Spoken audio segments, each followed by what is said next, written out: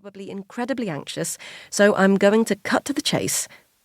My heart bangs in a haphazard rhythm, the space between her words feeling gigantic, like we could both get lost in it.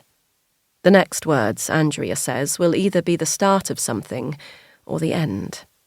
Suddenly, I'm desperate to stay in the between moment forever. I flick a glance at Charlie, who stares resolutely forward at Andrea, his square jawline hard. I'm delighted to tell you that your application for Izzy has been approved by the panel. Charlie breaks then. His hand flies to his mouth to contain the sob that starts to erupt. I'm so taken aback by it that I can't fully take in the news for a second. Instead, transfixed by my strong, silent husband finally letting his emotions get the better of him, if only for a moment. As if aware of my shock, he clears his throat, coughing away the sob, and takes a deep breath, steadying himself.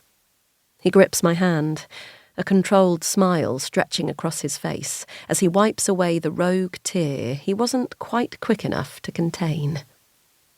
"We did it," he says to me, his voice now steady. "We finally did it." We calm down after a few minutes of, "I can't believe it's finally happening," and other meaningless exclamations, aware that Andrea still very much has a job to do, and that the couples outside may not wish to have our joy rubbed in their faces. It's a tough line to tread, wanting to share success stories with hopeful parents, without overstepping and parading it around. I have spent many nights enviously scrolling through strangers' Facebook profiles after they've shared their happy news on the adoption group. "We've finally been approved. Meet our new daughter." These posts would make me hopeful and hateful at the same time.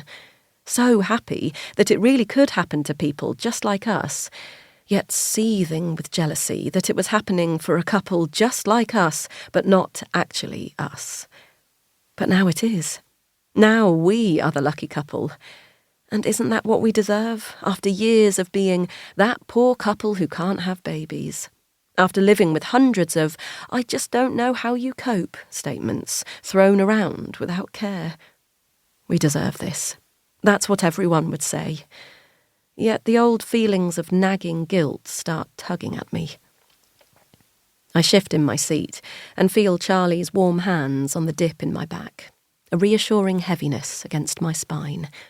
There's no space here to start debating again whether I've made enough reparations for my past to deserve something good. Even if I don't, Charlie does. Charlie always has.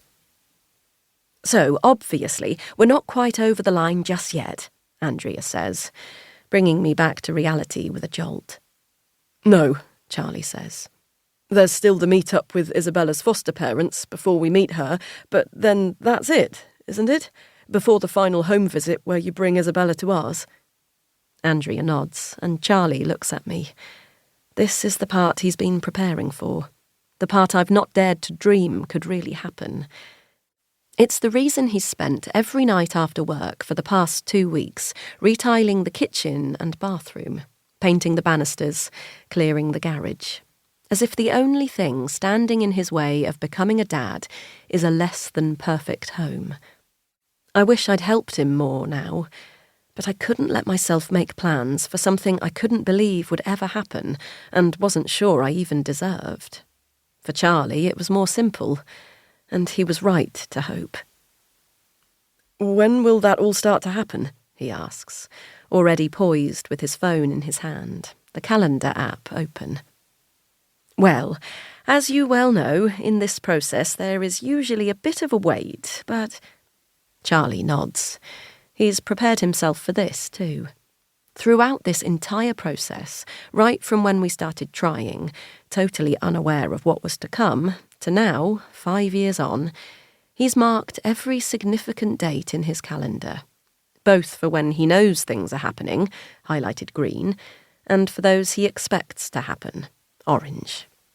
It kept me vaguely sane throughout the IVF process, when all the other women I knew through the fertility forums would complain how in the dark they felt about